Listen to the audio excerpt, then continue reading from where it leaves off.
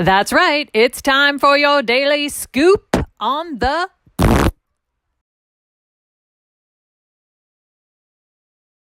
The thing I want to talk about today is very serious. So I didn't want to, be having to pick up any poop while I'm chatting about it.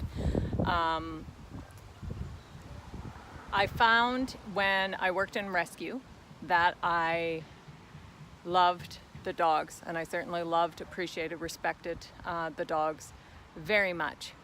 But what would happen, and what I didn't love and didn't appreciate, especially since the people who are working in rescue are usually, they have full-time jobs, they're volunteering. A lot of them are women that are just trying to give back to their community, give voices and concern and protection for those creatures that can't protect themselves. And what would happen on several occasions is you'd get an owner surrender or a dog seizure, and the rescue would get attacked. The internet trolls would come out from under their bridges and, how dare you take that dog away from someone who loves them? How dare you say that they didn't care for their dog? And, how dare you take that man's dogs away? I mean, dogs do not end up in rescue if they are in an ideal situation. Long story short, if an owner has actually surrendered his or her dog to the rescue, it's not usually the first go-to. They've usually tried.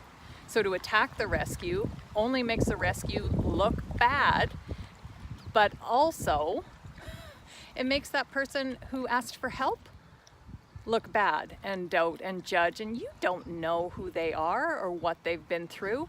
And sometimes, there's cases of neglect and abuse that just are not taken as seriously, and that's where it's really tough for those that work in rescue, so that you'll know there's chronic people that shouldn't have dogs that you've had to deal with, or they've been seized numerous times, and just the laws aren't in place. Long story short.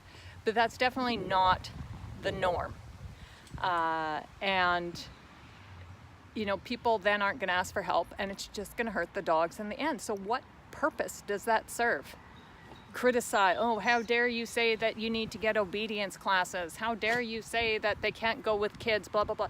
You know what? If you have a problem, if you want that dog, you make your case why they should change their entire process or why they shouldn't have done that.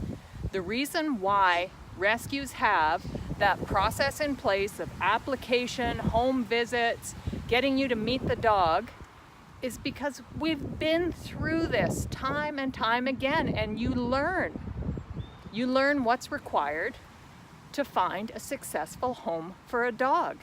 Yes, you have to fill out an application before you meet dogs a lot of the times. You know why? It speaks to your commitment. If you're not going to spend 10 to 30 minutes filling out an application, no matter how in-depth it might be, how can you say that you're going to give to this dog what it needs for the life of the dog? It's absolute crap. So yeah, sure, you fill out an application. Sure, you don't get picked because maybe you're not the best fit for that dog. Then most rescues, then you only have to fill out the application once. You can just advise them if you want to be considered for other dogs. So give it a rest on attacking those people that are just doing their best to help. Yes, not all rescues are perfect. Yes, not all rescues are created equal, but there are a lot of good people out there trying to do a lot of good for a lot of dogs.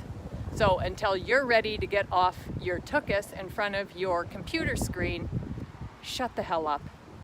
And that's your scoop on the for today. Remember, if you're interested in the book or any merchandise, you can find that on our website, whatwoulddogsdo.com. You can also subscribe to our YouTube channel or follow us on Facebook, Instagram, or Twitter. Thanks so much for watching. See you tomorrow.